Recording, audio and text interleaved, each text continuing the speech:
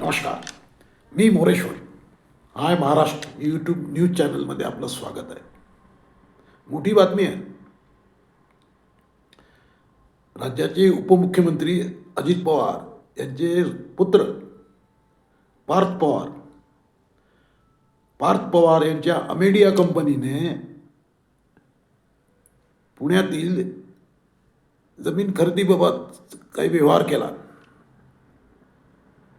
म्हणजे कोरेगाव पार्कमधला 40 एकराचा भूखंड विकत घेतल्याचा त्यांच्यावर आरोप झाला आहे. विरोधकांनी हे प्रकरण लावून धरलं आहे. पोलिसांनी या प्रकरणी काही लोकांवर FIR दाखल केलेला आहे, पण त्यात पार्थ पवारवर FIR दाखल केलेलं नाही. त्यामुळे चौकशीत काहीतरी गडबड होत आहे, पार्थ पवारला वाचवण्याचा प्रयत्न होतो आहे, असे विरोधकांकडून आरोप सुरू आहेत. या जमीन खरेदी घोटाळ्यात हे सर्व आरोप वगैरे सुरू झाल्यानंतर म्हणजे हे प्रकरण बाहेर आलं त्याला आता महिना झाला आहे. म्हणजे मुख्यमंत्र्यांनी चौकशी ऑर्डर केली आहे, FIR दाखल झालेला आहे,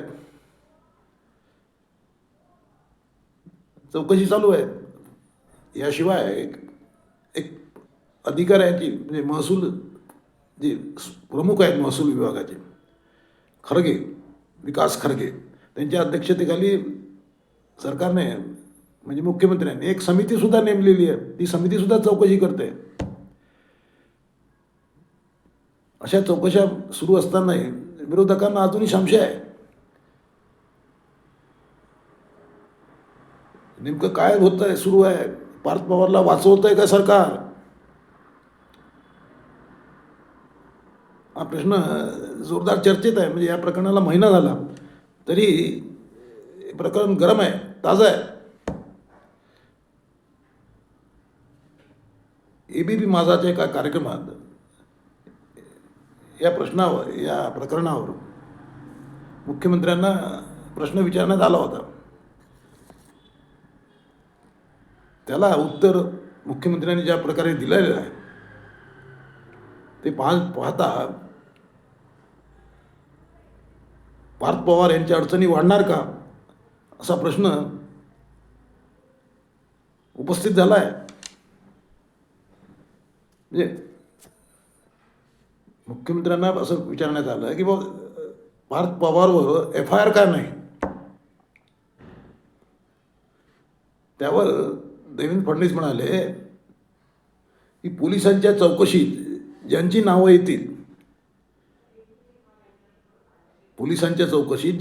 येतील त्यांच्यावर आम्हाला चार्जशीट दाखल करावीच लागेल,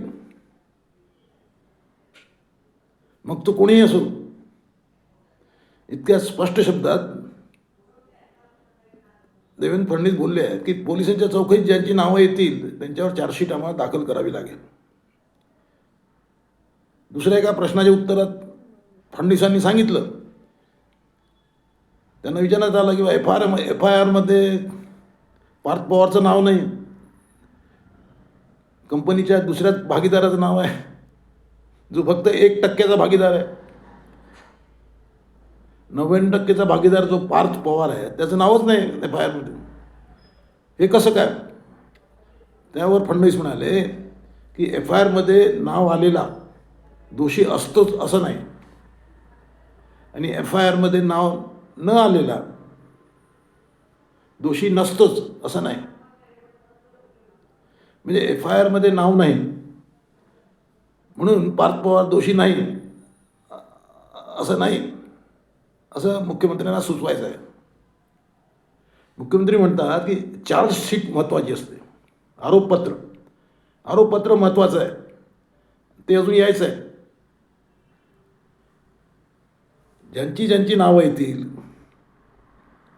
चार्जशीटमध्ये ते पाहावं लागेल. चार्जशीटमध्ये ज्यांची नावं येतील त्यांना तोंड द्यावं लागेल. कुणालाही वाचवता येणार नाही. आणि तीच प्रक्रिया आम्ही करतोय. आम्ही कायदेशीर योग्य प्रक्रियेने चाललो आहे.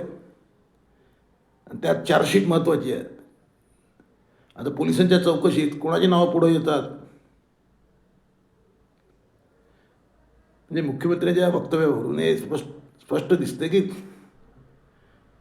आता चार्जशीटची प्रतीक्षा करावी लागेल. पोलिसांच्या चौकशीत कुठली चार्जशीट येते. आता प्रश्न हा आहे की जमीन खरेदी झालेली आहे, जमीन खरेदीचा प्रयत्न झाला आहे, सरकारी जमीन खरेदीचा प्रयत्न झाला आहे, आणि तो अमेडिया कंपनीने म्हणजे पार्थ पवार यांच्या कंपनीने केलेला आहे. त्या प्रकरणी एकाला अटकही झाली आहे.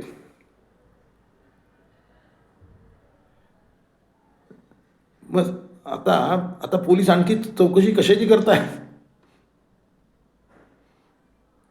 पोलीस आणखी चौकशी कशाला करतात? जमीन खरेदीचा प्रयत्न झाला.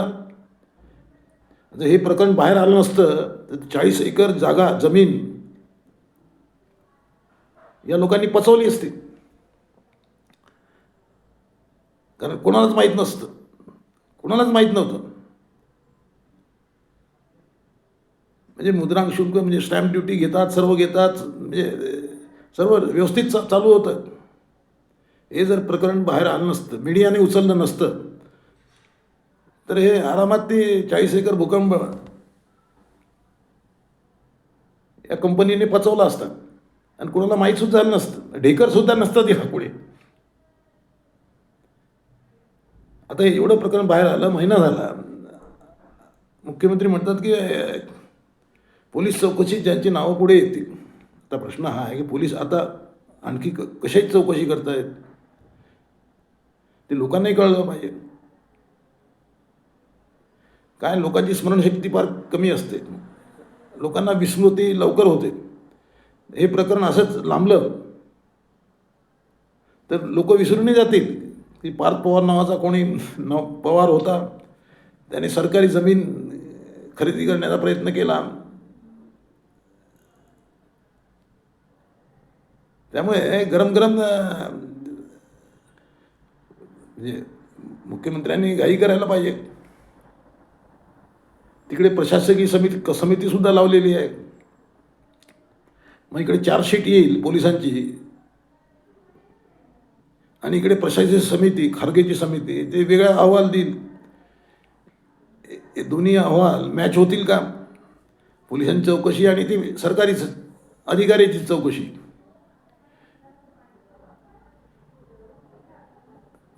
म्हणजे एकूणच प्रश्न हा यात अजितदादा यात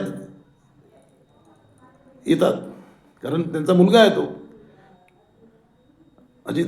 आता मुलाला हात लावणं म्हणजे हा अजितदादा उपमुख्यमंत्री नसते तर अधिकाऱ्यांनी हा सौदा केला असता का? ज्या गोष्टी लागतात त्या फटाफट उपलब्ध करून दिल्या असत्या का या पोराला? ते शक्य झालं नसतं.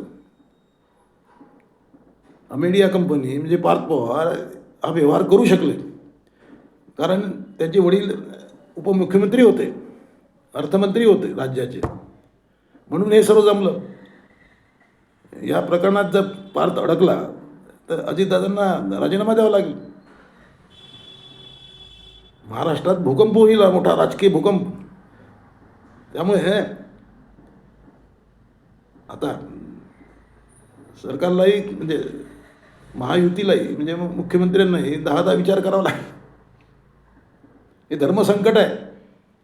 आता ठीक आहे, ते असं बोलणं ठीक आहे की बा चौकशी जो येईल कोणी असो वगैरे वगैरे, ते बोलायच्या गोष्टी आहेत. नेमकं काय होणार आहे म्हणजे सत्य परिस्थिती लोकांपुढे येणार आहे का, आणि ते केव्हा येणार आहे याची लोकांना प्रतीक्षा आहे. तुमची कॉमेंट करा. नमस्कार.